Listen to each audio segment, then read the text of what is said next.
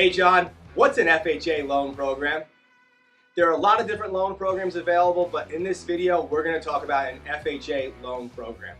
An FHA loan program is often thought of as a first-time homebuyer's loan, though you don't have to be a first-time homebuyer to take advantage. The reason it's often thought of as that is because it allows for as little as 3.5% down, has the widest credit box. What does that mean? Lowest credit scores available, could be as low as 580. Highest debt to income ratios available, could be as high as 56 or 57%.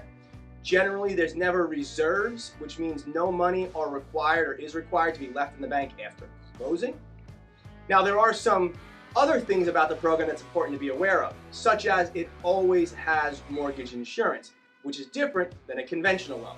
So you can have an FHA loan and you could put down 15, 20% because you need the program based off of other aspects of your profile, but you're still going to have an upfront mortgage insurance charge and a monthly mortgage insurance charge. We get into that in more detail in other videos. But that's the high level about what you need to know about an FHA loan program, so now you know. If you have any questions or if you know anyone looking to purchase or refinance a home, please feel free to check any of the links out around this video, or you can always just pick up the phone and say, "Hey John,